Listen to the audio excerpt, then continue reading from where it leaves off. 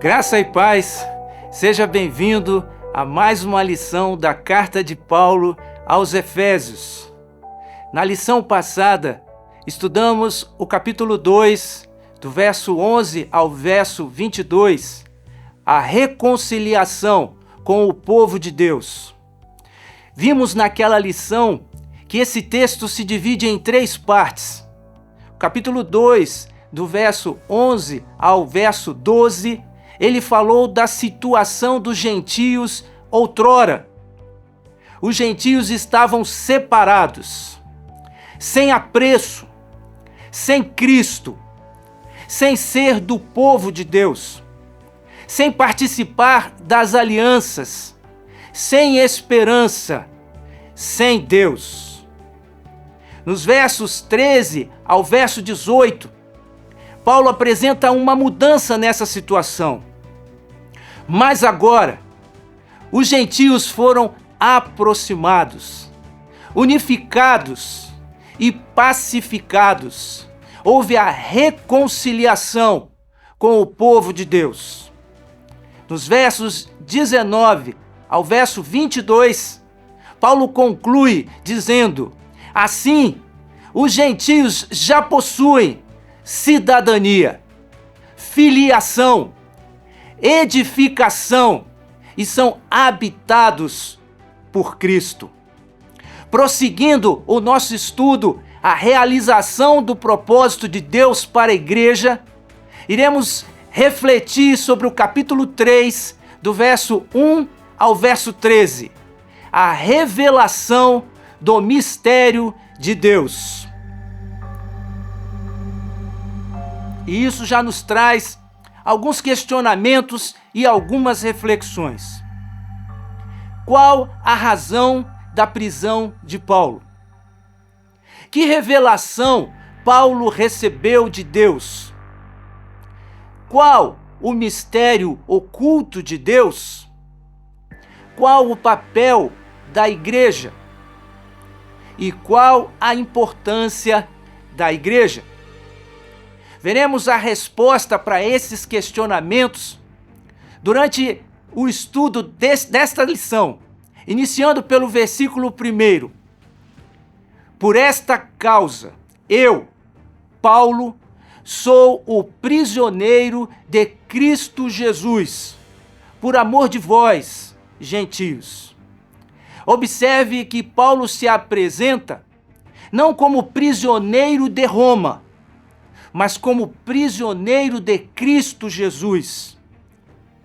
A visão de Paulo a respeito de sua circunstância é de que ele está dentro dos propósitos de Deus e é a Cristo a quem ele serve. E a razão de sua prisão é pelo amor dele para com os gentios. Precisamos nos lembrar deste contexto. Após a 3ª viagem missionária de Paulo, ele decide retornar para Jerusalém para levar uma coleta, uma contribuição das igrejas da Ásia para a igreja de Jerusalém. Atos, capítulo 21, verso 27, descreve o que ocorreu. Quando já estavam por findar os 7 dias, os judeus vindos da Ásia, tendo visto Paulo no templo, alvoroçaram todo o povo e o agarraram. No verso 28 diz que as multidões gritavam: israelitas, socorro! Este é o homem que por toda parte ensina todos a serem contra o povo, contra a lei e contra este lugar. Ainda mais, introduziu até gregos no templo e profanou este recinto sagrado. Lembrando das lições anteriores, vimos como no templo havia um muro de separação e uma placa de advertência que o gentio que ultrapassasse aquele ponto seria responsável pela sua própria morte. Havia então uma hostilidade entre judeus e gentios. E essa multidão acusava Paulo de estar introduzindo naquele local do templo a um gentio, o que não era verdade. Então, no verso 21 e 22 do capítulo 22, Paulo está sendo preso pelas multidões, a ponto de ser morto por elas, quando a guarda romana intervém e evita a morte de Paulo. E Paulo, quando está sendo levado preso, pede para falar para as multidões e se defender, apresentar sua defesa. E a partir daí, Paulo começa a desenvolver a sua defesa perante o seu próprio povo. E no verso 21 e 22 lemos: mas ele me disse: vai, porque eu te enviarei para longe aos gentios. Paulo estava se referindo ao seu comissionamento por Jesus Cristo, enviando-o aos gentios. E os judeus ouviram-no até essa palavra. E então gritaram dizendo: tira tal homem da terra, porque não convém que ele viva. As multidões enfurecidas queriam matar a Paulo no momento em que ele se referiu aos gentios e como ele havia sido enviado para trazer as boas novas do evangelho aos gentios. Então, a guarda romana o leva em segurança para dentro da fortaleza onde se encontrava o tribuno Cláudio Lisias, que manda, sob tortura, buscar saber o que estava ocorrendo e por que aquela confusão toda estava acontecendo. Mas Paulo, dizendo que ele era um cidadão romano, desperta certos cuidados da guarda romana e no tratamento que ele recebia. Então, Cláudio Lisias resolve enviar Paulo ao presidente Félix em Cesareia. E ele é advertido de que mais de 40 judeus haviam feito um pacto de não comer e não beber enquanto não matasse a Paulo. E em secreto, durante a noite, Cláudio Lisias envia Paulo sobre uma forte escolta, com mais de 470 soldados de infantaria e cavalaria, para ser enviado a Cesareia ao presidente Félix. Ao ser recebido por Félix e interrogado, mesmo sobre forte acusação dos judeus, Félix nada encontra a respeito de Paulo que merecesse a prisão ou a morte. Mas para agradar os judeus, Félix mantém Paulo preso por mais de 2 anos, até que ele é substituído por Pórcio Festo. E Pórcio Festo também o ouve e nada encontra a respeito do assunto. Mas os judeus continuavam conspirando, querendo achar uma ocasião para matar Paulo.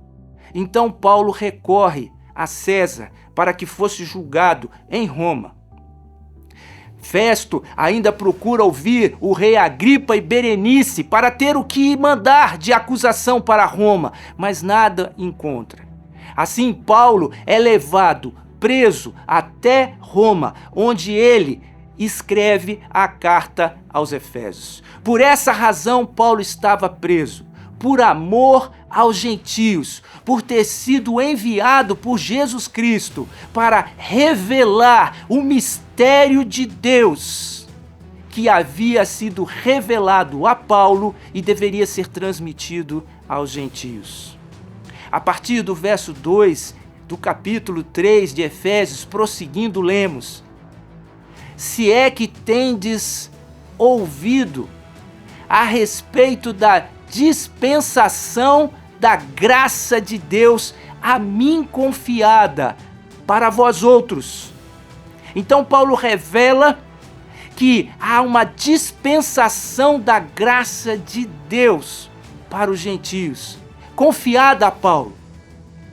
Pois segundo uma revelação, me foi dado conhecer o mistério, conforme escrevi há pouco, resumidamente.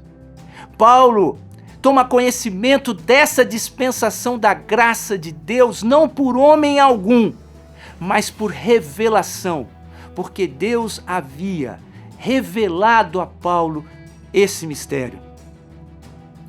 Pelo que, quando ledes, podeis compreender o meu discernimento do mistério de Cristo.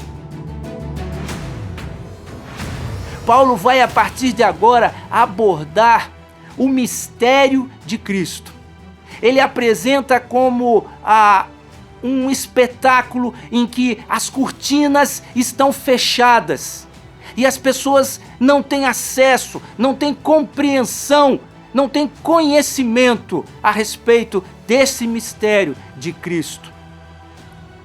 No verso 5 ele prossegue dizendo: o qual em outras gerações não foi dado a conhecer aos filhos dos homens, como agora foi revelado aos seus santos apóstolos e profetas no Espírito.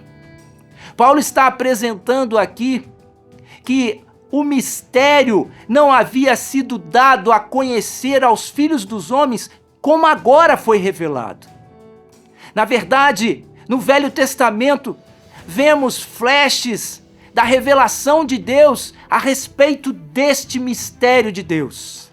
Mas pareciam que as cortinas estavam fechadas e a compreensão das pessoas não era possível alcançar esta revelação que agora estava plenamente revelado aos santos apóstolos e profetas por meio do Espírito Santo. E no verso 6, Paulo prossegue dizendo a respeito desse mistério, a saber, que os gentios são co-herdeiros, membros do mesmo corpo e coparticipantes da promessa em Cristo Jesus, por meio do Evangelho. Paulo então passa a descortinar este mistério oculto de Deus, dizendo que os gentios são co-herdeiros, ou seja, possuem os mesmos direitos que o povo de Deus, os judeus. São membros do mesmo corpo, ou seja, possuem a mesma natureza, participam da mesma natureza de um único corpo e também são co-participantes. Portanto, gozam das mesmas promessas que haviam sido feitas a Israel. Isto era uma revelação que não estava ao alcance do povo de Deus, de Israel à época. Não compreenderam a revelação das Escrituras, de que Deus planejava criar um só corpo e colocar neste corpo os seus filhos, não importa de que nacionalidade, e todos seriam co-herdeiros, membros de um mesmo corpo e coparticipantes das mesmas promessas. Na verdade, o mistério de Cristo são dois. Deus havia revelado a respeito do Messias, havia revelado nas tradições, nas festas, no culto do Antigo Testamento, pelas palavras dos profetas, o mistério de Cristo, que Deus estaria conosco, Deus Emanuel, Deus presente conosco. Ele carregaria sobre si os nossos pecados. Isso havia sido revelado desde o Antigo Testamento, mas parecia que havia uma cortina que cerrava o entendimento daquelas pessoas. Mesmo os discípulos de Jesus, por um bom tempo, não conseguiam compreender as palavras de Jesus desse mistério. E também um segundo mistério, o mistério da igreja, que havia sido também revelado no Velho Testamento, quando Deus chama Abraão e diz que a partir dele seriam benditas todas as famílias da terra, e que Israel seria a luz para os gentios. Já havia sido profetizado, mas havia uma cortina que cobria o entendimento das pessoas. Cortina essa que foi descortinada, e isto foi apresentado e revelado plenamente aos santos apóstolos e profetas por meio do Espírito Santo. No verso 7, Paulo diz: do qual fui constituído ministro, conforme o dom da graça de Deus a mim concedida, segundo a força operante do seu poder. Paulo então diz que foi revelado a ele este mistério, e ele foi constituído por Deus, seu ministro, conforme a graça de Deus que se revelou a ele, e o poder de Deus que o fez testemunhar a respeito desse mistério. No verso 8, Paulo prossegue dizendo: a mim, o menor de todos os santos, me foi dada esta graça de pregar aos gentios o evangelho das insondáveis riquezas de Cristo. Diante da revelação desse mistério, diante da grandeza dos planos de Deus revelados a Paulo, Paulo se sente o menor de todos os santos, indigno para testemunhar, para pregar esta mensagem, mas ele foi capacitado pelo poder de Deus, por sua graça, para pregar aos gentios o evangelho das insondáveis riquezas de Cristo.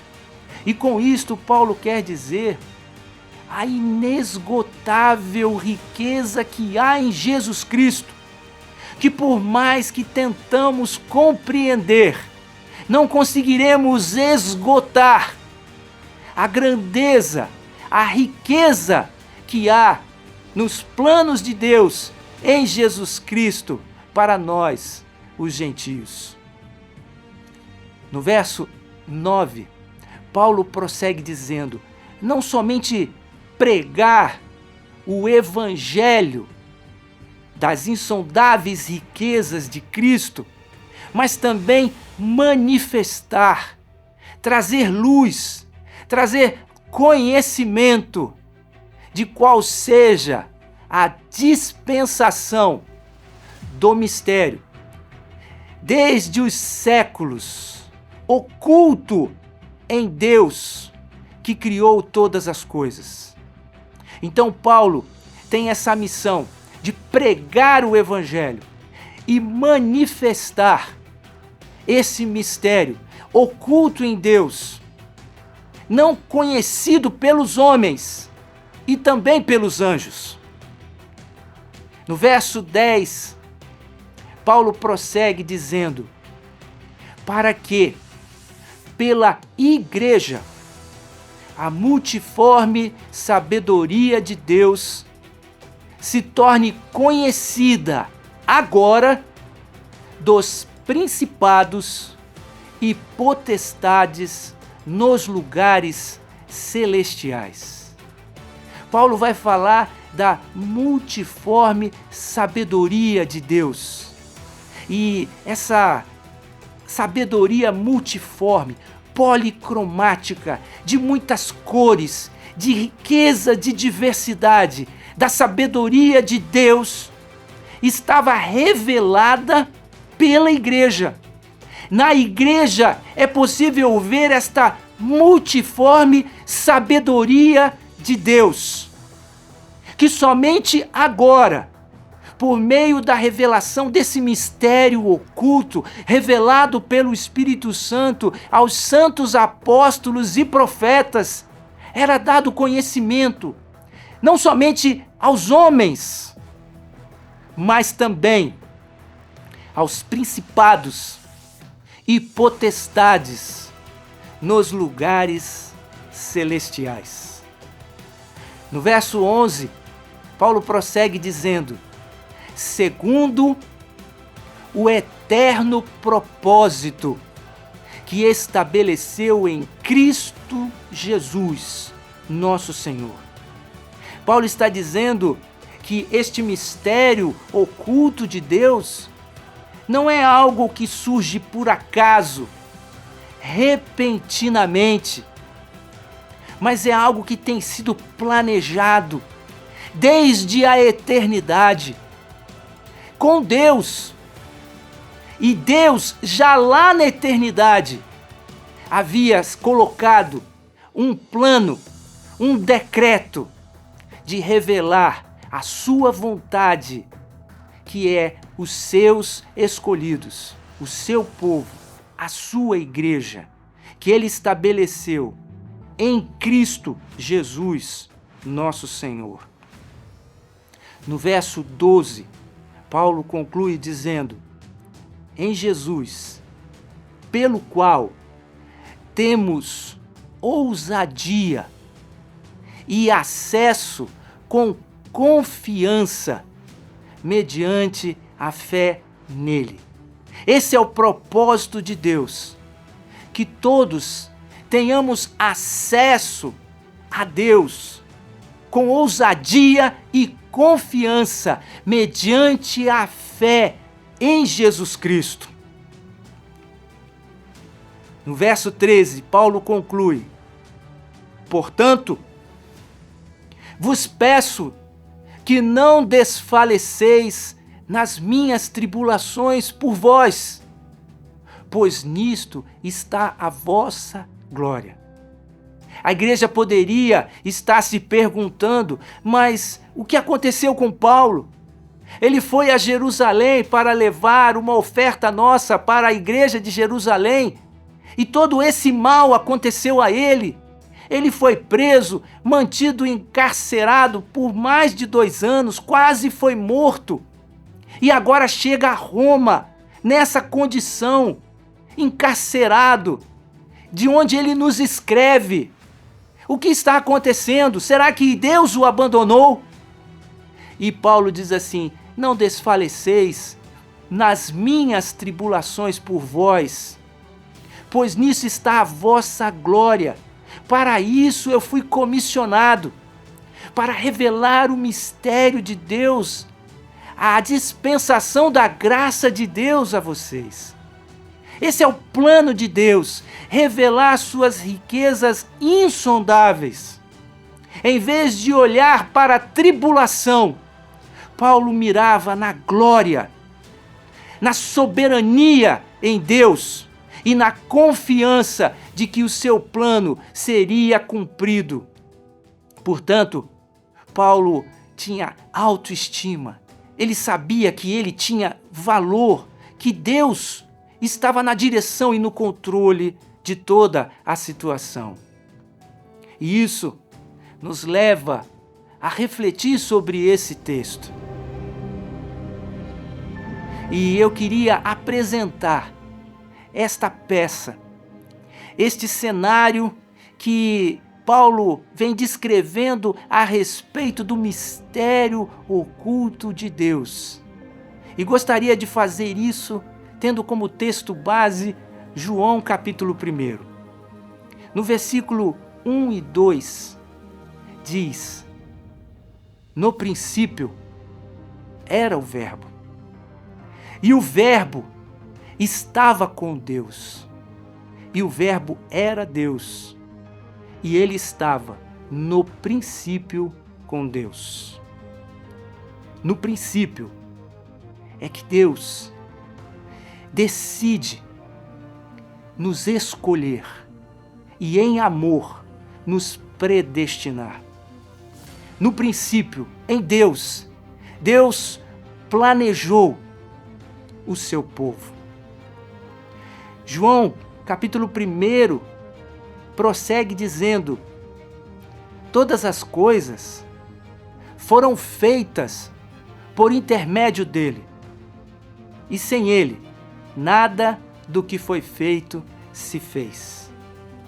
Então aqui João se refere à criação de Deus. E os anjos estão assistindo Deus criando a terra, os astros, as estrelas, a natureza e contemplando o poder de Deus na criação. E Deus cria o homem e o coloca no jardim.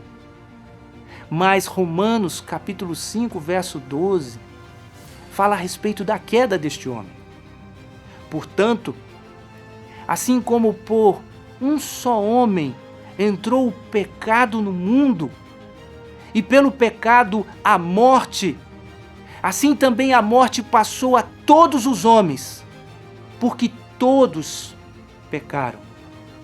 Nesta encenação e nesta peça em que Deus está revelando os seus planos, os anjos, as autoridades, as potestades nas regiões celestiais são o público que estão assistindo esse grande teatro. E agora estão vendo que este homem colocado por Deus, ele cai no pecado.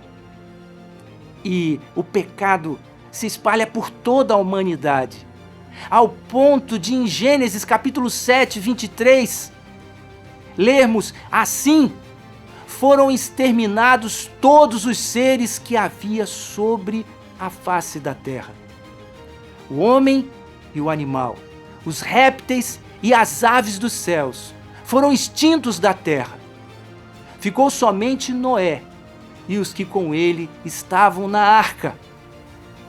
E os anjos e potestades assistindo este drama que está sendo apresentado. Agora é necessário que através desta família Deus dê prosseguimento ao seu plano.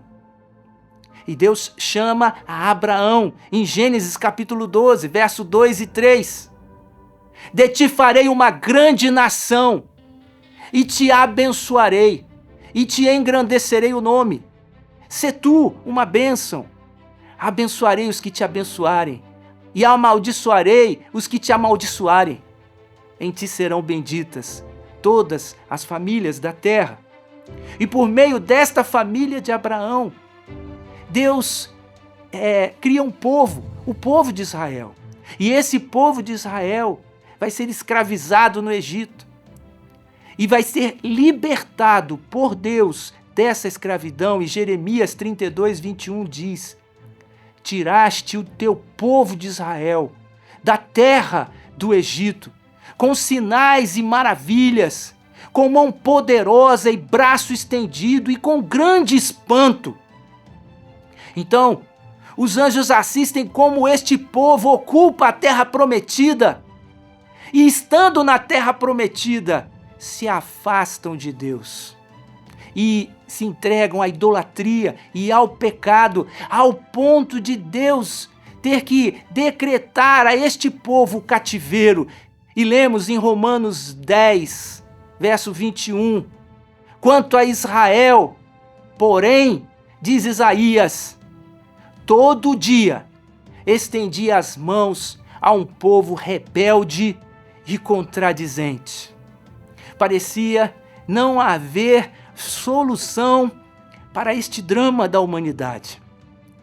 Então, para a surpresa dos anjos e de todas as potestades nas regiões celestiais, ocorre o impensável, a encarnação. João capítulo 1, verso 14 diz: e o Verbo se fez carne e habitou entre nós, cheio de graça e de verdade, e vimos a sua glória, glória como do unigênito do Pai. João capítulo 1, verso 10 diz: o Verbo estava no mundo, o mundo foi feito por intermédio dele, mas o mundo não o conheceu. Neste drama cósmico, o próprio Deus encarna e habita entre nós. e vem para nos revelar o caminho da salvação. Mas ao contrário, o mundo feito por ele não o conheceu. João capítulo 1, verso 11 diz: veio para o que era seu, e os seus não o receberam. E neste drama, nesta encenação da história, em que Deus vem descortinando todos os acontecimentos, 1 Pedro capítulo 1, verso 12 diz: e agora essas boas novas lhes foram anunciadas por aqueles que pregaram pelo poder do Espírito Santo enviado do céu. É algo tão maravilhoso que até os anjos anseiam em observar. Na expectativa do que iria acontecer, os anjos gostariam de levar o Evangelho. No entanto, Deus confia a dispensação da graça e o conhecimento desse mistério aos seus santos apóstolos e profetas, para que preguem e para que manifestem a todos que é chegado o tempo da graça de Deus. No capítulo 1 de João, verso 12, diz: mas a todos quantos o receberam, deu-lhes o poder de serem feitos filhos de Deus, a saber, aos que creem no seu nome. Então Deus é quem nos torna seus filhos por meio da fé, os quais não nasceram do sangue, portanto, não é da descendência, nem da vontade da carne. Portanto, também uma pessoa não se pode autoproclamar filho de Deus, nem da vontade do homem. Portanto, nós não podemos ordenar que alguém seja filho de Deus, mas eles nasceram da vontade de Deus. Não é por descendência, não é por desejo da carne, não é porque alguém quer que se torne filho de Deus. Somente através da vontade de Deus nos tornamos. E essas cortinas se abrem. E Deus então revela todo o seu mistério e joga a luz sobre esse mistério oculto, que agora o seu povo é constituído por pessoas de todas as raças, de todas as tribos, de todas as etnias, de todos os lugares que o receberam mediante a fé e foram feitos filhos de Deus, a igreja. E com isso, imagino todas as potestades e anjos maravilhados diante da multiforme sabedoria de Deus, revelada na igreja, aonde podemos ver todas as cores e todas as diversidades dessa maravilhosa e rica sabedoria de Deus, que começa lá no princípio, na história, e vem se desenvolvendo por gerações o plano de Deus. Portanto, irmãos, a igreja não é um parênteses na história.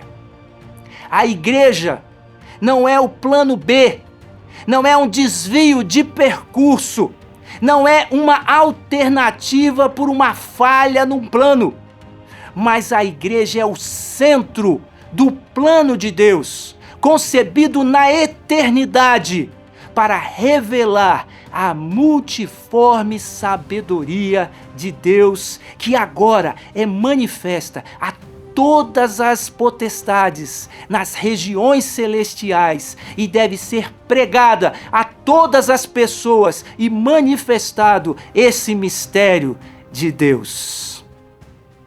Concluímos aqui mais uma lição e eu convido você a estar conosco, estudando agora a plenitude de Deus. Eu espero você lá.